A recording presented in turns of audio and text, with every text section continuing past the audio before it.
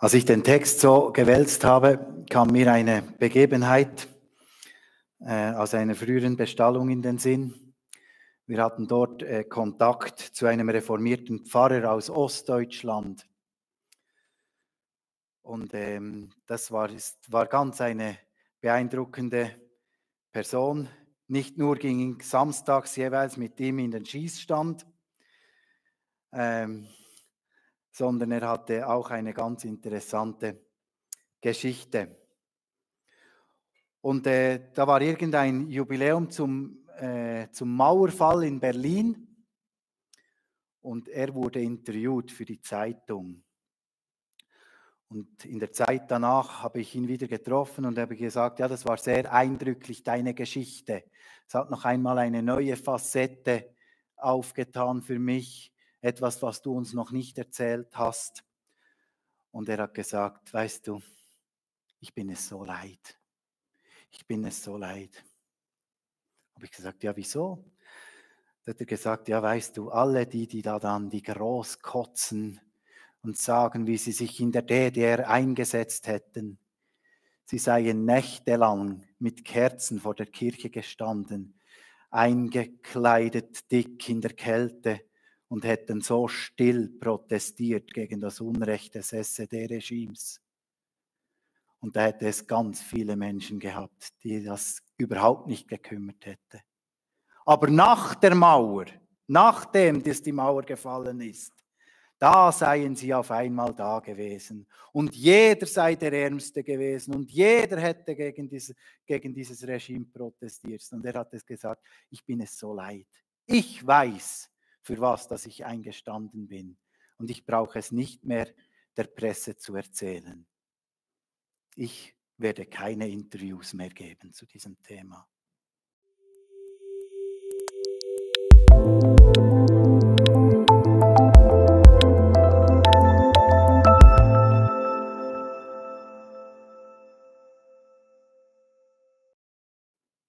Das kam mir so in den Sinn, als ich diese Geschichte wieder gelesen habe über Daniel. Eine Figur, die mich wirklich auch, wie Sandra auch schon ausgedrückt hat, immer wieder neu und immer mehr bei jedem Studium der Geschichte mehr fasziniert. Man könnte fast sagen, Könige kommen, Könige gehen, aber Daniel, er bleibt und er bleibt nicht, das haben wir auch schon in den Zeugnissen gehört, er bleibt nicht, weil er so cool oder so gut oder so fähig ist, sondern weil er vollkommen auf Gott vertraut.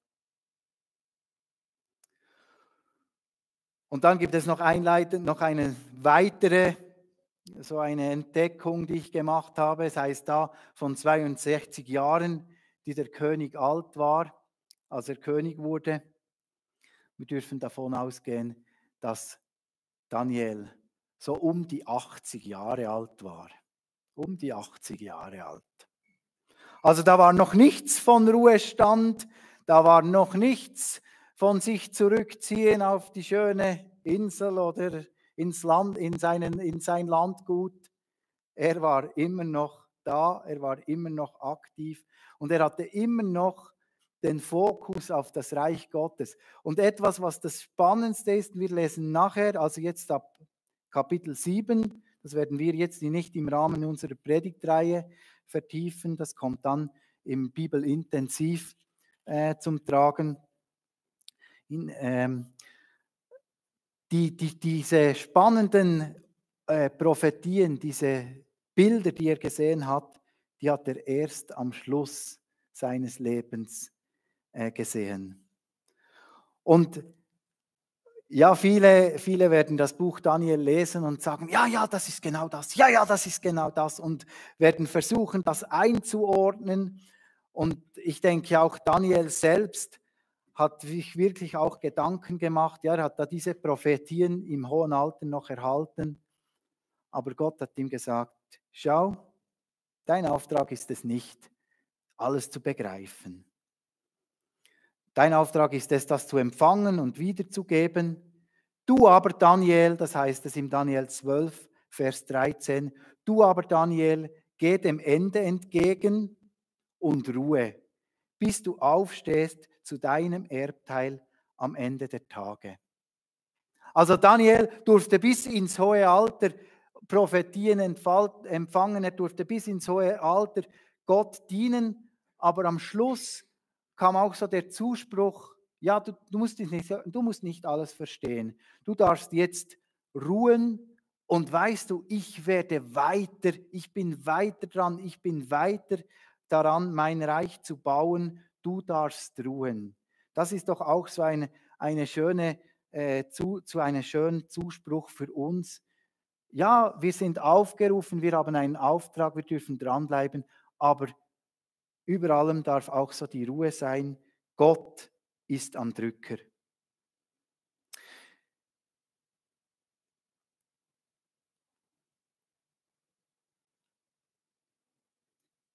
Daniel gegenübergestellt oder so nebenhergestellt sind verschiedene Könige. Verschiedene Könige, die erkennen durften, dass Gottes Macht Wirklichkeit ist, dass Gott der Große ist, dass nicht sie der Große sind. Daniel wusste das. Wir haben dann zum Beispiel den König Nebukadnezar. Nebukadnezar, von ihm lesen wir im Buch Daniel 3-mal eine Geschichte, in der er begreifen sollte, dass Gott Gott ist. Da war zuerst der Traum, dann diese Geschichte mit dem Feuerofen. Da wollte er diese Freunde von Daniel vernichten, weil sie nicht vor seinem Standbild abgekniet sind und es angebetet haben. Er verlor dabei aber seine Elitesoldaten. Und dann kommt noch eine dritte Geschichte, wo dieser König Nebukadnezar den Verstand verliert. Und dann erst hat er gesagt, ja, dein Gott ist wirklich der größte Gott. Und diese Erkenntnis dürfen wir ein bisschen im Hinterkopf behalten, das kommt dann später noch einmal. Sein Nachfolger oder ein Nachfolger von ihm, es ist nicht ganz klar, ob es wirklich sein direkter Sohn war, wenn man in der Archäologie die Reihenfolge der Könige von Babylon anschaut. Ein Nachfolger von ihm, der Belsazar, er nahm dann diese Tempelgeräte hervor und feierte mit ihnen ein Fest und auch er erkannte, dass Gott Gott ist, auf eine etwas krasse Art. Er sah da eine Hand, die sein Urteil an die Wand schrieb. Du bist zu leicht. Du bist zu leicht. Und mit jeder Gottesbegegnung in Verbindung stand immer auch Daniel. Es erscheint aus biblischer Sicht wie eine Konstante und jetzt auch beim Machtwechsel in Babel. Wie kam dieser Machtwechsel zustande? Ich habe so ein Stichwort hingeschrieben als Überschrift, das Stichwort Befreiung. Was hat das Ganze jetzt mit einer Befreiung zu tun? Wir lesen im Kapitel 6, im ersten Vers, und Darius der Meder empfing das Königreich. So heißt es zumindest in meiner Übersetzung. In anderen Übersetzungen ist es ein bisschen anders wiedergegeben, aber es ist so im Sinne von, nicht er riss es an sich oder er eroberte es, sondern er empfing es, er erhielt es. Nun, wir wissen zuerst einmal nicht genau, wer dieser Darius ist, weil der König, der die Babylonier ablöste, der das persische Reich als persisches Reich, das Königreich Babylon eroberte, war der Kyros. Das lesen wir auch bei anderen Propheten in der Bibel. Jesaja hat ein Loblied auf Kyros geschrieben. Es ist nicht der Darius. Ja, wer ist es dann? Ist es ein Titel für Kyros? Ist es ein Statthalter, der den Westteil des Reiches beherrschte. Es ist nicht klar. Ich denke, es ist auch nicht zentral. Wichtig ist für mich, dass es aber weltliche Umstände gab, die diesen Umsturz beförderten. Ich habe gesagt, Darius der Meder empfing das Königreich und wir lesen in Kapitel 5, Vers 30, also das ist so der Abschluss von Belsazar.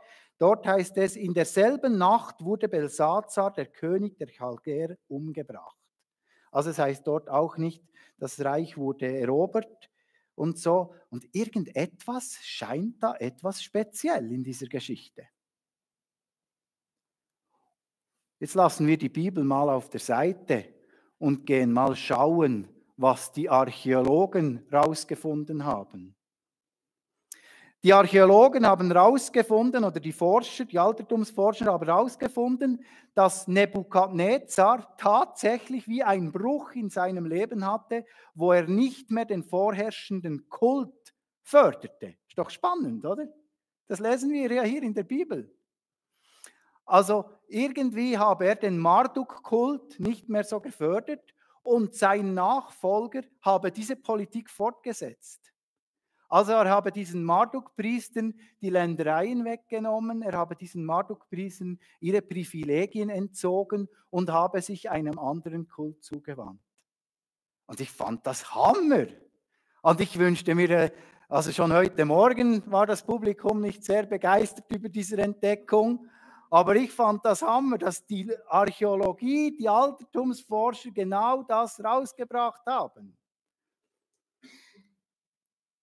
Und das ist doch logisch, dass das diesem alten Eliten, diesen wichtigen Menschen, dass das denen nicht gepasst hat, wenn man denen einfach so die Privilegien entzieht. Also das ist für mich so ein Beispiel, wie das Göttliche so mit dem ganz normalen menschlichen Denken und Handeln und Überlegen zusammenspielt. Fertig Belsazar, der wurde umgebracht und wahrscheinlich wurde er nicht von den Persern umgebracht, sondern von seinen eigenen Leuten. Weil es scheint bekannt, dass der Perserkönig Kyros ein Anhänger des Marduk-Kultes war. Also haben sie gesagt, ja, wenn wir diesen Perserkönig nehmen, dann der setzt uns wieder in die Privilegien ein. Also eine Befreiung, eine Befreiung. Und jetzt könnten wir sagen, ja, was hat das Ganze mit unserem Leben zu tun? Ja, das ist ja genau das Spannende. Manchmal sehen wir vielleicht auch unsere Privilegien ein bisschen wegschwimmen. Vielleicht unsere Wichtigkeit. Das kann in der Gemeinde sein. Dass wir vielleicht nicht mehr so wichtig sind, wie wir früher einmal waren. Das kann im Privatleben sein, das kann in unserem Job sein. Und dann könnte es sein, dass wir dann vermeintliche persische Könige beiziehen, die uns wieder in die Freiheit helfen, die uns wieder zu unseren Privilegien verhelfen.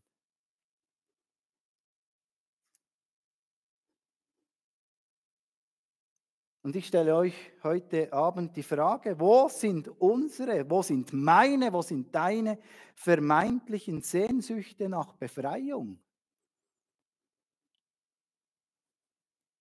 Wo geht es um die Rettung meines, unseres, deines Ego-Königtums und nicht um das Wohl des großen Ganzes, des Reiches Gottes? Und wo setzen wir in unserer Loyalität Gott gegenüber Grenzen? Ja, das ist schon gut, Gott. Aber Gott, wenn du dann von mir verlangst, nach Afrika zu gehen, ja, nein, da machen wir dann, nein, da helfe ich nicht. Und da wäre es dann gut, wenn jemand käme und sagt, ja, Gott meint das wahrscheinlich nicht so, Gott meint das wahrscheinlich nicht so genau und so. Nein, du musst nicht nach Afrika gehen. So als Beispiel. Als zweites kommt mir hier in diesem Text eine extreme Energie entgegen. Eine zerstörerische Energie. Es ist eine negative, eine zerstörerische Energie. Und ich glaube, es ist wichtig, dass wir Energie haben. Also ich erlebe das für mich. Es gibt immer wieder so Zeiten, da bin ich müde und schlapp und demotiviert und das hat doch alles keinen Sinn mehr und so. Das ist nicht gut. Aber wenn ich Zeiten habe, wo ich so richtig Energie spüre in mir, das ist super. Aber es kann eben auch sein, ja, dass es negative Energien gibt. Also wir lesen die ja schon einleitend. Da wurde ein Belsazar umgebracht, da bekommt ein neuer König Macht. Da versuchen sie sich herauszufinden, wie man diesen Daniel beseitigen kann. Aber Daniel bleibt ein loyaler Mitarbeiter. Er bleibt ein loyaler Mitarbeiter und dummerweise kann das den Zorn der alten Garde nicht verringern. Das wäre doch super, wenn Sie sagen, dieser Daniel, das ist ein Vorbild, lasst uns Daniel nacheifern. Aber nein, sie sehen ihre Pfründe, sie sehen ihre Ideen, ihre Privilegien in Gefahr und das fördert nur noch ihren Zorn. Der nimmt uns etwas weg. Und es ist ganz interessant, ja manchmal ist ja Gott auch wirklich, hat Gott Humor. Ich durfte ja letzte Woche eine Weiterbildung besuchen und da ging es darum, um schwierige Gespräche, es ging um gewaltfreie Kommunikation und eigentlich hatte ich gedacht, ja das ist ja besser, wenn man das nicht weiß, wie das funktioniert. Dann kann man es nicht anwenden. Schwierige Gespräche und etc. Aber etwas war noch ganz interessant, oder? Wir haben da auch von unseren Emotionen gesprochen. Und es wurde da gesagt, dass die Emotionen, die kommen hoch. Habt ihr gewusst, dass 95% unserer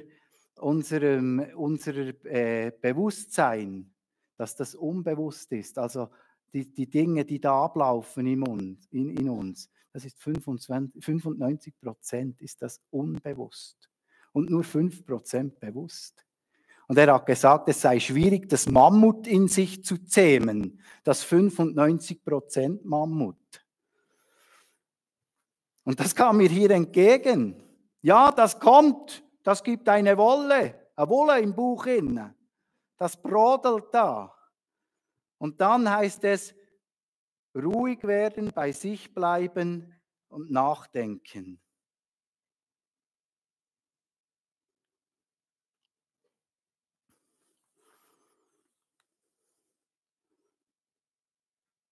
Und es gab noch ein anderes Plakat dort, wie sich ein Konflikt ausweitet. Und da gab es so verschiedene Bilder.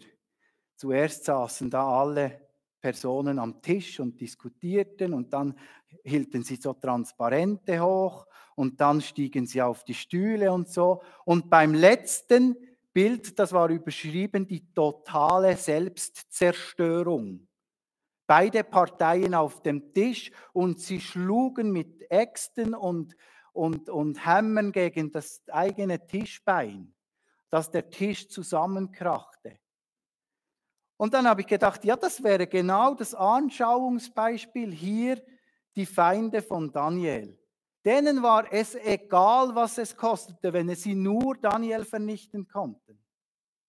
Das war ihnen egal, ob sie ihre Karriere aufs Spiel setzte oder irgendetwas, wenn sie nur diesen Daniel vernichten konnten. Und ja, es mündete in ihrer Selbstzerstörung, weil sie ja letztlich dann in der Löwengrube umkamen.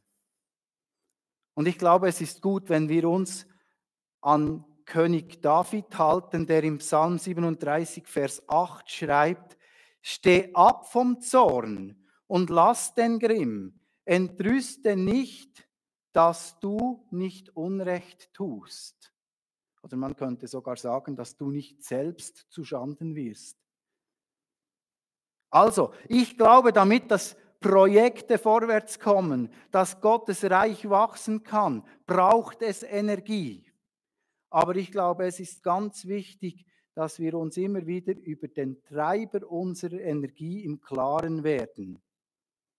Wo gebe ich dem zerstörerischen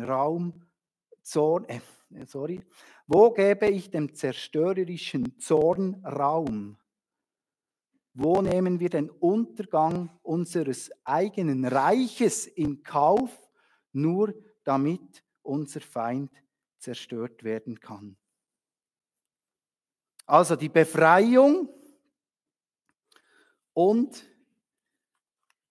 die zerstörerische Energie. Und das wäre alles kein Problem gewesen, wenn der König nicht darauf eingestiegen wäre. Das hätte alles absolut keine Konsequenzen gehabt, wenn der König nicht darauf eingestiegen wäre. Wenn der gesagt hätte, das brauche ich nicht. Das Sättigungsgesetz brauche ich nicht. Das habe ich nicht nötig. Ich weiß, dass ich der König bin, ich brauche kein Gesetz, dass die Menschen nur 30 Tage nur von mir etwas wünschen können. Wenn das der König gesagt hätte, hätte das Ganze gar keine so schlimmen Auswirkungen gehabt, es wäre gar nicht zu diesem Desaster gekommen. Und darum habe ich diesen Punkt überschrieben, die Versuchung der Macht. Die Versuchung der Macht. Die Versuchung der Macht hat dem König die Sicht vernebelt. Ich fand es ganz interessant in diesem Daniel Kapitel 6, und das ist übrigens auch wieder in der Alterstum-Gesichtsforschung, ist das verbürgt und archäologisch belegt, dass diese Perser ganz geschickt vorgingen. Also wir sehen das, die Assyrer haben das Nordreich erobert und sind dann bald einmal untergegangen, das Nordreich Israel. Und dann kamen die Babylonier, die haben das Südreich Juda erobert und sind bald einmal untergegangen. Aber die Perser, das Perserreich, das hatte Bestand, weil sie ganz geschickt vorgingen. Es ging nicht darum, wie die Assyrer einfach die Feinde zu vernichten und zu zerstören. Es ging nicht darum, wie die Babylonier einfach das Gute aus diesen Ländern herauszuziehen, Menschen nach Babylon zu deportieren, eben wie Daniel und seine Freunde, Wissen nach Babylon zu deportieren und zu sammeln, sondern die Perser, die setzten die Leute wieder frei, die setzten die Leute ein und sagen, hey, wenn es deinem Land gut geht, wenn dein Haus mein Untertanengebiet ist, dann kann ich es schädigen oder so. Aber wenn ich es fördere und sage, Benni, super, wenn du deine Fellläden wenn du deine Balken neu streichst, da, deine Fensterläden, oder wenn du Graniums und deinem Garten es gut geht, weil dann geht es ja meinem Reich auch besser. Das haben die Perser gecheckt. Und dieser König, der da so weise Strukturen schafft, der da so zukunftsweisende Dinge befiehlt, der verhält sich jetzt völlig absurd. Er lässt sich von seinen Beamten um den Finger wickeln. Er erlässt ein Gesetz, welches keinen Nutzen bringt, außer das Ego des Königs zu stärken. Und ich fand es ganz interessant, wie sich Daniel ganz anders verhält. Der bleibt seiner Linie treu. Der lässt seinen Verstand nicht vernebeln. Er bleibt sich treu. Er macht seine Gebetszeiten 3-mal am Tag. Er hätte ja sagen können, ja gut, jetzt setze ich das 30 Tage aus und schaue dann später. Nein, er weiß, dass ich so eine klare Sicht habe, dass ich so sicher, so weise handeln kann. Das ist Gott zu verdanken. Und er bleibt dieser Linie treu. Leider haben sogar seine Feinde diese positive Charaktereigenschaften gegen ihn verwendet und versucht, ihn damit zu vernichten. Die Versuchung der Macht kann uns die Sinne vernebeln oder sie kann uns auch zu einer Fahne im Wind machen, wie wir das einleitend schon gesehen haben. Ja, ein bisschen nach denen und ein bisschen nach denen. Und wenn die SVP Regierung ist, dann sind wir ein bisschen SVP und wenn die SP gewählt wird, dann tun wir ein bisschen zum Veranschaulichen. Nicht einfach die Partei wechseln, wenn die Vorzeichen sich verändern. Und ich glaube, dabei spielt es gar keine Rolle, ob es sich um ein großes Weltreich handelt oder um irgendein Gebiet, in dem wir glauben, nach unseren Wünschen handeln zu können. Ich stelle euch zum Abschluss 3 Fragen. Nach welchen Freiheiten sehnen wir uns? Selbstverwirklichung oder Gottes Willen tun zu können?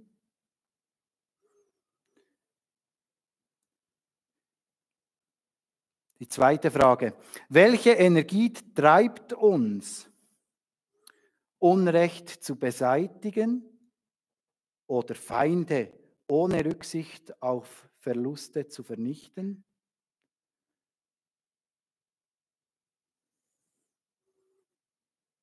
Und die dritte Frage. Für welche Macht oder Reich setzen wir uns ein?